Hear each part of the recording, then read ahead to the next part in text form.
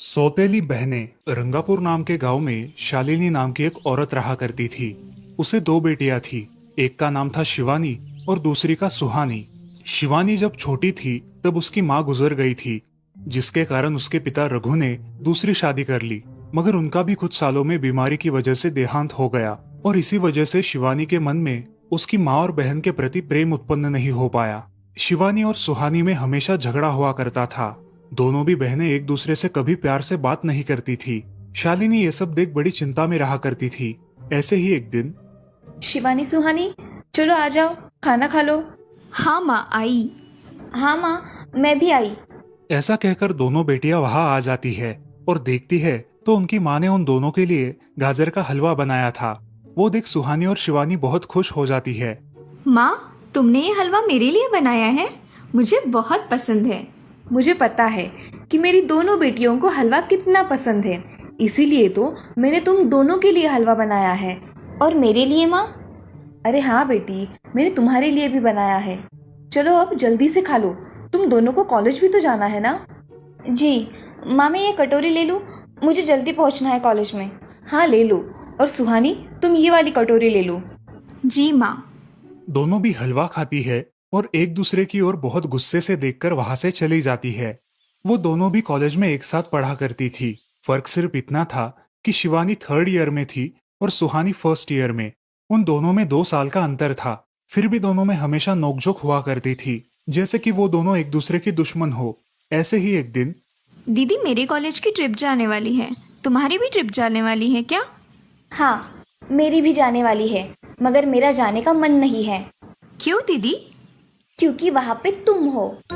मुझे भी कोई शौक नहीं है तुम्हारे साथ आने का। मैंने ऐसे ही पूछ लिया। मैं जा रही हूँ। शिवानी और सुहानी एक दूसरे की ओर मुंह फेर कर वहां से चली जाती है। अगले दिन दोनों भी कॉलेज में जाती है। तब उनके टीचर उनसे पूछते हैं, शिवानी, तुम कॉलेज की ट्रिप में आने वाली हो? जी सर, मैं आने वाली हूँ। ठीक है, मैं तुम्हारा नाम लिखवा देता हूँ। जी सर। ऐसा बोलकर टीचर ट्रिप के लिए जाने वाले विद्यार्थियों की लिस्ट बना लेते हैं। घर आकर शिवानी और सुहानी ये बातें अपनी माँ को बताती है। सुहानी, शिवानी, तुम दोनों ट्रिप के लिए जा रही हो, मगर वहां जाके झगड़ा मत करना, नहीं तो ट्रिप पे जाने की कोई ज़रूरत नहीं है। नहीं माँ, हम झगड़ा नहीं करेंगे। हाँ माँ, हम झगड़ा नहीं करेंगे। तो फिर ठीक है, तुम दोनों जाओ। ये लो ट्रिप के लिए पैसे, और बाकी के ये तुम्हारे पास ही रखना। माँ, हम कल जाएंगे और 2 दिन के बाद वापस आएंगे। ठीक है, चलो अब सो जाते हैं, कल तुम दोनों को निकलना है। अब वो सब खाना खाकर सो जाती है। अगले ही दिन सुबह उठकर वो दोनों भी अपने अपने बस में बैठकर ट्रिप के लिए निकल जाती है और इधर शालिनी अपने काम में व्यस्त हो जाती है। ऐसे ही कुछ देर बाद शालिनी को शिवानी का फोन आता है। माँ, हम दोनों यहाँ ट्रिप की जगह पहुँच गए हैं। अच्छा बेटी, तुम दोनों ठीक हो ना? हाँ माँ, मैं रखती हूँ, हमें यहाँ अलग अलग स्पॉट देखने जाना है। ठीक है, और जब वक्त मिले तो फ़ोन कर देना। हाँ माँ, अपना और सुहानी का ख्याल रखना। हाँ माँ। फोन रखने के बाद शिवानी और उसके क्लास के सारे दोस्त वहाँ की एक जगह देखने जाते हैं। सुहानी भी उसके क्लास के साथ एक दूसरी जगह देखने निकल जाती है। सारे बच्चे एक साथ घूमकर वापस आते हैं। शिवानी सुहानी को ढूंढती है, मगर सुहानी उसे कहीं दिखाई नहीं देती। इसीलिए शिवानी को बड़ी चिंता होने लगती है। अरे, ये सुहानी कहाँ रह गई? इसका तो कुछ भी पता नहीं, कहाँ ढूंढूं इसे? तभी शिवानी को सुहानी दिखाई देती है और उसके जान में जान आ जाती है। सुहानी, कहाँ गई थी तुम? मुझे कितनी चिंता लग गई थी तुम्हारी। अरे, मैं यहाँ ही थी मेरी सहेलियों के साथ, मुझे कुछ नहीं हुआ। ऐसा बोलकर सुहानी वहाँ से चली जाती है। दूसरे दिन सब लड़के लड़कियाँ जल्दी उठकर अपनी तैयारी कर लेते हैं और पहाड़ पर जाने के लिए निकलते हैं। वो सब आज थोड़ा घूमकर शाम तक निकलने वाले थे। सब विद्यार्थी एक हिल स्टेशन देखने चले जाते हैं। शाम होने तक उस पहाड़ी का मजा उठाते हैं, लेकिन सुहानी बिना किसी को बताए उस पहाड़ी के एक अनजान हिस्से में चली जाती है। वहाँ का मनमोहक दृश्य देखते देखते गलती से उसका पैर फिसल जाता है और वो वहाँ से नीचे गिर जाती है। शाम हो जाने के कारण सभी विद्यार्थी वहाँ से निकलने लगते हैं और यहाँ सुहानी एक पेड़ के सहारे उस पहाड़ी की चोटी पर लटकी रहती है। शिवानी सभी विद्यार्थियों में अपनी बहन को ढूंढती है, लेकिन वो उसे कहीं नहीं मिलती। सुहानी को ढूंढते ढूंढते शिवानी वापस उसी पहाड़ी के पास आती है और उसे आवाज लगाती है। सुहानी, सुहानी कहाँ हो तुम? दीदी मैं यहाँ हूँ, बचाओ मुझे, मैं यहाँ हूँ। सुहानी की आवाज की ओर जाते ही उसे पता चलता है कि सुहानी पहाड़ी पर लटकी है। ये सब देखकर शिवानी बहुत घबरा जाती है। शिवानी अपनी पूरी ताकत लगाकर उसे ऊपर खींच लेती है। तुम यहाँ क्यों आई थी?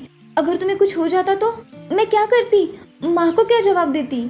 दीदी मेरा पैर फिसल कर मैं वहाँ गिर गई। मैंने बहुत आवाज दी मगर मेरी आवाज किसी ने नहीं सुनी। तुम ढूंढती हुई आई और मुझे बचा लिया। तुम दुनिया की बेस्ट दीदी हो। हाँ सुहानी, चलो अब घर जाने के लिए देर हो जाएगी, बस निकल जाएगी। सुहानी को ऊपर खींचते वक्त शिवानी के हाथ पर बहुत सारे जख्म हो गए थे, इसीलिए सुहानी अपनी ओढ़नी फाड़कर उसके हाथ पे बांध देती है और अब वो दोनों बस के पास चले जाते हैं। क्या हुआ है शिवानी, हाथ से खून बह रहा है तुम्हारे? कुछ नहीं सर, मैं वहाँ पे गिर गई थी, अब मैं ठीक हूँ। टीचर और सारे छात्र गाड़ी में बैठकर घर जाने के लिए निकलते हैं। घर आने के बाद शिवानी सारी हकीकत अपनी माँ को बताती है और वो सब सुनकर माँ दोनों को गले लगाकर रोने लगती है। तुम दोनों एक दूसरे के साथ होते हो इसीलिए मुझे कोई टेंशन नहीं रहता, मगर मेरी बच्चियों खुद का भी ख्याल रखा करो। उस दिन के बाद दोनों सौतेली बहनों ने अपने बीच की सब नोकझोंक बंद कर दी और हंसी खुशी सगी बहनों की तरह रहने लगी। दोस्तों, इस कहानी से हमें ये सीख मिलती है कि हम सबको एक दूसरे के प्रति द्वेष की भावनाएं छोड़कर प्यार से रहना चाहिए। चंदनपुर नाम के गांव में चंपा नाम की एक औरत रहती थी। पति, 2 बच्चे और एक बेटी, ऐसा उनका पूरा परिवार था। उसका पति श्रीधर पोस्ट ऑफिस में जॉब करता था। उसके कमाई से ही घर चलता था। चंपा ने अपने घर के सामने एक छोटी सी दुकान खोल के रखी थी। उससे उसे जो भी मुनाफा होता वो अपनी बेटी की शादी के लिए जमा करके रखती। ऐसे ही बहुत दिन बीत जाते हैं। अब बच्चे भी बड़े हो जाते हैं। बड़ा बेटा अशोक डॉक्टर और छोटा बेटा रवि वकील बन जाता है और दोनों अपनी ट्रेनिंग पूरी करने लगते हैं। एक दिन उनकी बहन ज्योति के लिए एक अच्छा रिश्ता आता है और ज्योति की शादी पड़ोस के गांव के सरपंच जी के बेटे से हो जाती है। ज्योति बहुत ही कामचोर और गुस्सा करने वाली होती है। इसी कारण उसके ससुराल से उसे निकाल दिया जाता है। वो अपने पति को लेकर अपने मायके रहने आती है। अब चंपा का जमाई दुकान चलाता है और चंपा और ज्योति आराम से वहाँ रहती है। अरे ज्योति, जरा अपने कामचोर पति को कुछ काम करना क्यों नहीं सिखाती हो? कुछ काम का नहीं है वो। अरे हाँ माँ, उनके पिताजी ने तो उन्हें ही घर से निकाल दिया और हमारे माथे मर दिया। जाने दो, पति है।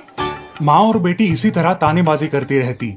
अब बड़े बेटे अशोक की शादी उन्हीं के गांव के एक लड़की से करा दी गई, लेकिन उस लड़की से भी चंपा बहुत काम करवाती और वो बेचारी सासू माँ का आदर करके सब काम चुपचाप करती थी।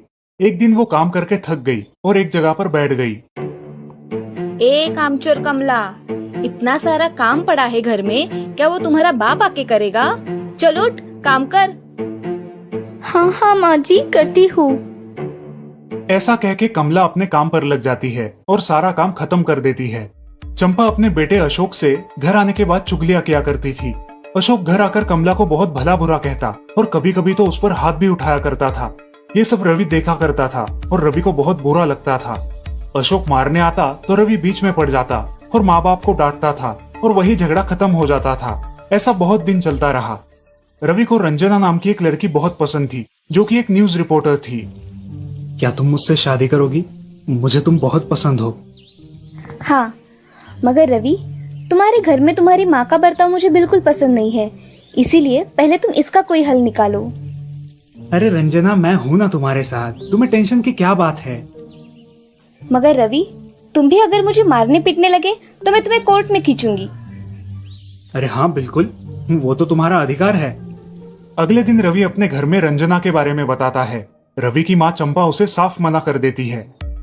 रवि, तुम्हें कुछ समझ आता है या नहीं? अपनी बिरादरी की लड़की से शादी करो बेटा।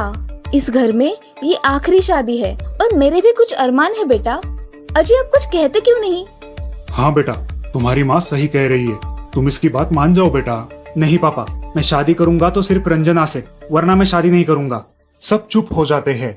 अगले दिन रवि मंदिर से शादी करके घर आता है।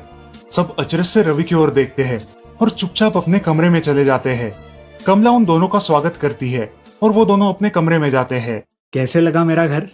अच्छा है, मगर सब मिलजुल के रहे तो और भी अच्छा होगा। रंजना, तुम्हें मेरी माँ को सबक सिखाना होगा, तभी घर के सारे सदस्य ठीक हो जाएंगे। ठीक है रवि, जैसा तुम चाहो। अगले दिन रंजना अपने घर के मंदिर में पूजा करने जाती है। तभी रुको, मेरे भगवान के मंदिर में तुम मत आओ, जाओ यहाँ से। ये कहकर सास रंजना को वहाँ से भगा देती है और घर के किसी भी काम को करने से मना कर देती है।